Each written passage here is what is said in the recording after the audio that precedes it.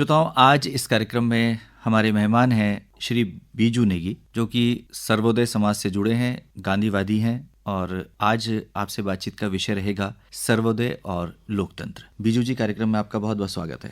भारती जी, आपको नमस्कार, धन्यवाद और सभी श्रोताओं को प्रणाम, और खासकर आज के इस महत्वपूर्ण दिन पर। जी, आज हम शहीदी दिवस मना रहे हैं, बहुत ही महत्वपूर्ण दिवस है और आज गांधी जी की जो विचारधारा है उस पर चर्चा करने का विशेष अवसर भी है कि हम इस बात का आकलन करें कि गांधी जी के जो सिद्धांत और मूल्य जिन पर वो चले, उनकी आज के समाज में कितनी प्रासंगिकता है। सबसे पहले हम जानना चाहेंगे कि गांधी जी रस्किन की पुस्तक पढ़ते हैं और उनका कह सकते हैं कि हृदय परिवर्तन हो जाता है, तो इस घटना को आप किस रूप में लेते हैं?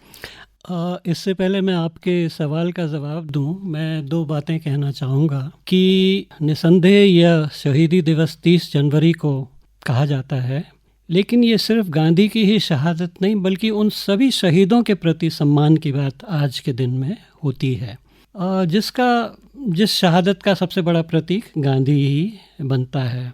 और क्योंकि आज के दिन गांधी की शहादत हुई थी, तो मुझे सबसे पहले एक किसी विदेशी कार्टूनिस्ट का वो कार्टून याद आता है जिसमें मार्टिन लूथर किंग, अमेरिका के जो अश्वेत गांधीवादी या अहिंसा के प्रति समर्पित जो नेता थे, उनकी हत्या के बाद तो उस कार्टून में वो स्वर्ग में गांधी जी से मिल रहे हैं और गांधी जी उनको कह रहे हैं कि वे लोग सोचते हैं कि उन्होंने हमें मार दिया।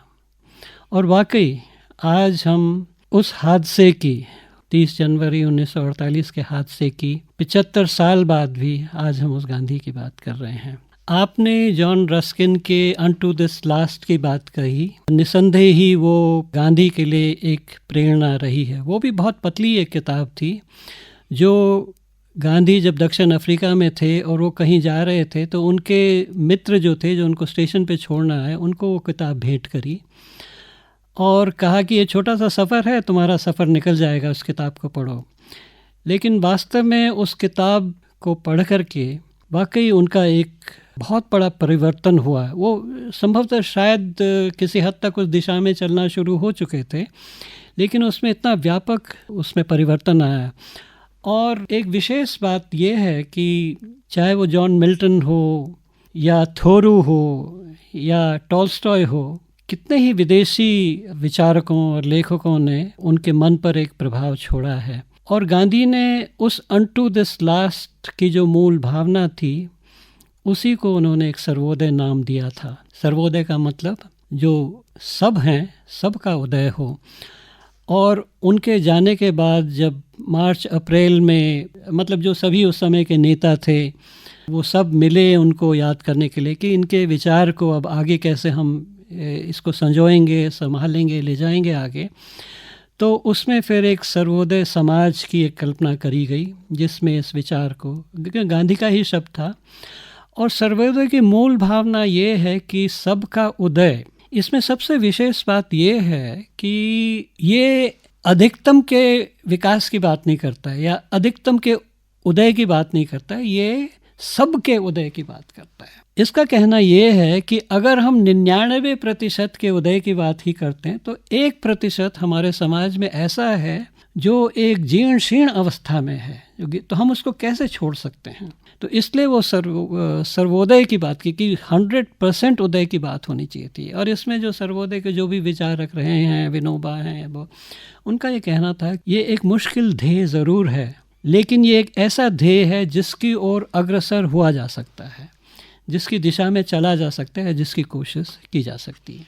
तो सर्वोदय समाज गांधी के विचार को जिंदा रखने का एक प्रयास था और उस दिशा में हजारों लाखों लोग जुड़े। आपने विनोबा भावे जी का जिक्र किया, थोड़ा बताएं कि विनोबा जी ने इस आंदोलन को या इस अभियान को या इस समाज को कैसे आगे बढ़ाया। विनोबा जी एक बहुत छोटी ही उम्र में उन्होंने एक संन्यास या घर छोड़ने का विचार कर लिया था।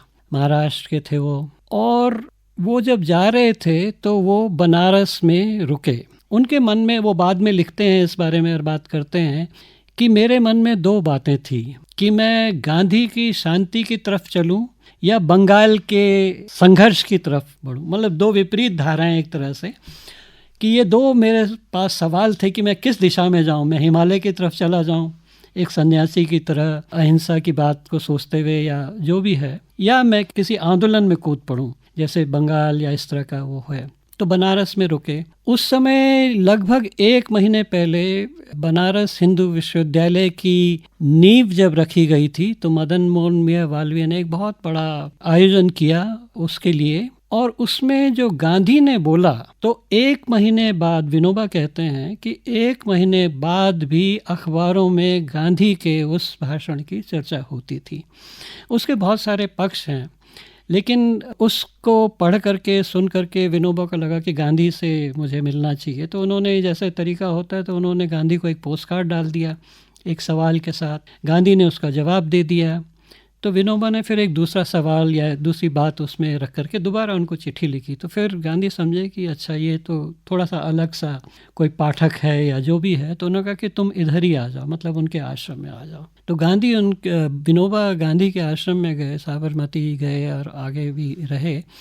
तो फिर वो वहीं के हो गए, रह गए। और यहाँ तक कि गांधी, हम जानते ही हैं कि गांधी ने उनको पहला सत्याग्रही कहा, और कई लोग मानते हैं कि वो उनके पहले वारिस माने भी गए हैं इस दिशा में। और यहाँ तक कि एक बार आश्रम में कोई अंग्रेज़ पत्रकार गांधी को मिलने आया था, तो बगल में विनोबा बैठे थे, सब्जी काट रहे थे, ऐसे कुछ कर रहे थे। तो उन्होंने गांधी से पूछा कि ये कौन है, मतलब कि शायद कोई कार्यकर्ता होगा, कोई होगा अच्छा सा, ये कौन है? तो उन्होंने कहा कि ये विनोबा भावे हैं, और इनके बारे में मैं ये कहना चाहूँगा या कह सकता हूँ कि इस आश्रम में जो भी आता है वो कुछ न कुछ प्राप्त करने के लिए आता है। एक है जो भी, चाहे विचार प्राप्त करना हो या कुछ भी प्राप्त करना हो, उसके लिए आता है। लेकिन जो विनोबा हमारे आश्रम में स्वयं एक आशीर्वाद स्वरूप यहाँ पे मौजूद हैं। तो बहुत हद तक गांधी का जो विचार था उसको, और शायद इसीलिए उनको सर्वोदय का सबसे लीड करने के लिए, उसको नेतृत्व करने के लिए यही बुलाया। हमें ये सोचना, एक ध्यान में ज़रूर रखना चाहिए कि शायद गांधी हमारे स्वतंत्रता आंदोलन के जो बड़े नाम हैं उन सब में लगभग एकमात्र थे जिन्होंने 3 स्तर पे काम किया। न सिर्फ स्वतंत्रता की बात करी, आज़ादी की लड़ाई की बात करी, संघर्ष की बात करी, लेकिन उतना ही काम उन्होंने समाज के स्तर पे भी समाज को उस स्वतंत्रता के लिए तैयार होने के लिए करा, और जिसकी परिणति उनके रचनात्मक कार्यक्रमों में हुई। जिसकी जो झलक आज तक हम देखते हैं, जो भी संस्थाएं हैं, जो भी लोगों के बीच में काम करती हैं, लगभग उन्हीं रचनात्मक कार्यक्रमों के आगे पीछे करती हैं। और तीसरा स्तर गांधी का जो काम करने का था कि व्यक्तिगत निर्माण की जो बात थी, कि अगर हम ऐसा समाज चाहते हैं तो अगर व्यक्तिगत निर्माण नहीं हो पाएगा तो हम वो काम नहीं कर पाएंगे, और समाज अगर उस तरह से जागरूक नहीं हो पाएगा तो हम अंततः उस स्वतंत्रता को नहीं ले पाएंगे। तो गांधी के बहुत सारे खास करके रचनात्मक कार्यक्रम और व्यक्तिगत उत्थान के जो कार्यक्रम थे, व्यक्ति निर्माण के कार्यक्रम थे, विनोबा ने उसको ही आगे लगाया। और जो समाज के बीच में हम सभी जानते हैं, बहुत सारे कामों में उनके भूदान की जो बात होती है, मुझे लगता है कि आज के समय में अगर हम सोचें कि जब एक एक फुट ज़मीन के पीछे लोग लड़ पड़ते हैं, झगड़ पड़ते हैं, एक दूसरे का खून तक कर देते हैं, वहाँ लोगों ने स्वेच्छा से एकड़ एकड़ की ज़मीनें दान दी। और हम कह सकते हैं कि उस भूदान के बाद जो ज़मीन प्राप्त हुई है उसके वितरण में कुछ कमी रही है और हैं, लेकिन उसके कारण बहुत सारे लोगों में जिनके पास ज़मीनें नहीं थीं, जो बंधुआ मजदूर की तरह काम करते, तो वो अपने एक बेहतर भविष्य की सोच, काम करने की सोच सके उसके प्रति।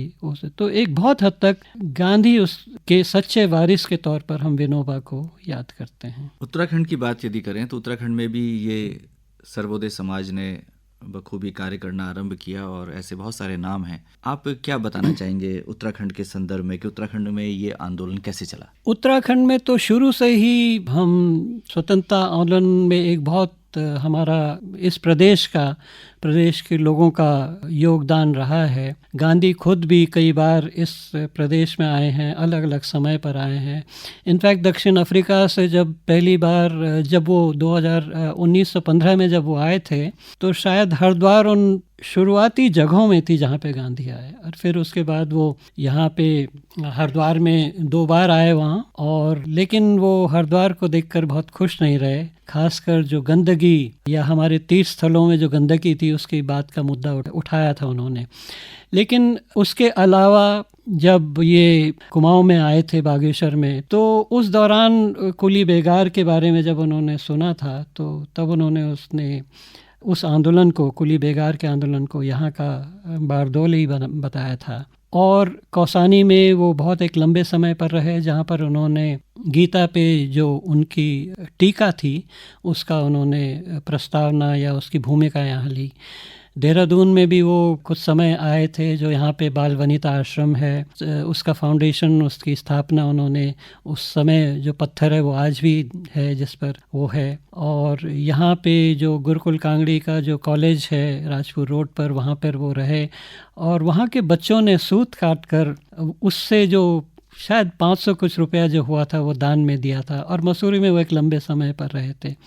लेकिन देहरादून का मैं अगर बात करूं तो मुझे लगता है कि एक गांधी का अप्रत्यक्ष इसमें प्रभाव रहा, जिसको हम नमक सत्याग्रह के तौर पर, यहाँ के देहरादून के नमक सत्याग्रह के तौर पर देखते हैं। 1930 में जब ये जो मेन मुख्य जो आंदोलन था, जो आपके सागरमती से और डांडी गुजरात के समुद्र तट पर जाकर के नमक बनाने का जो आंदोलन था, जो तब के नमक कानून को तोड़ने की जो बात थी, क्योंकि गांधी कहते थे कि हवा और पानी के बाद नमक ही है जिसको हम सब इस्तेमाल करते हैं, और ये मुफ्त में इस्तेमाल होनी चाहिए थी। और लेकिन इस कानून के तहत आप सिवाय जो सरकारी संस्थानों द्वारा नमक के अलावा आप इसको व्यक्तिगत ना तो बना सकते थे, ना रख सकते थे और बेच सकते थे, जबकि ये पूरे भारतवर्ष में समुद्र तट के इलाकों में ये बहुत सर्वथा सुलभ उपलब्ध था और लोग गांव में बनाते थे। तो ये एक ऐसा आंदोलन था जिसमें हर व्यक्ति एक जुड़ा था, और जो इस बहुत उस पर डिटेल में न जाकर के मैं देहरादून की बात करूँगा कि देहरादून के एक खड़क बहादुर थे जो मूलतः नेपाल के थे। वो उनके मेन यात्रा में थे, और किसी एक दिन उन्होंने गांधी से कहा था कि आप तो समुद्र की तरफ जा रहे हैं और वहाँ पे आप नमक बनाएंगे, देहरादून में एक नदी है जिसका पानी ही खुद नमकीन है। तो गांधी जी ने उनको यही सलाह दी कि तो फिर आप लोग वहाँ जा कर के ये नमक बनाने का आंदोलन आप शुरू करें। तो जब अप्रैल में डांडी में नमक कानून तोड़ा गया, तो उसके बाद खड़क बहादुर देहरादून आए, यहाँ के आंदोलनकारियों से मिले, जिसमें सबसे प्रमुख महावीर त्यागी थे और भी बहुत लोग थे। तो उनके साथ मिलकर के खारा खेत, यहाँ पे एक हमारे देहरादून शहर के पश्चिम में एक इलाका है, नाम भी उसका खारा खेत ही है। वहाँ पे एक नीमी नदी है जिसके एक हिस्से का पानी नमकीन है। तो आंदोलनकारियों के 1930 के मई के महीने में, मई और जून के महीनों में 6-7 जत्थे वहाँ गए, वहाँ उन्होंने नमक बनाया और टाउन हॉल में बेचा, जिसके तहत उसकी गिरफ्तारी हुई और वो भी स्वतंत्रता आंदोलन में कूद पड़े। तो ये वास्तव में देहरादून का अगर हम देखें तो ये सबसे ज़्यादा व्यापक, सबसे ज़्यादा कलेक्टिव एक योगदान था, जिसका अफसोस शहर में बहुत कम लोग इसके बारे में जानते हैं। विजय सिंह नेगी जी, आज आप इस कार्यक्रम में आए और आपने बहुत ही महत्वपूर्ण बातें सर्वोदय के संबंध में, गांधी जी के जीवन दर्शन के संबंध में हमारे श्रोताओं के साथ साझा की। आपका बहुत बहुत आभार, धन्यवाद। धन्यवाद।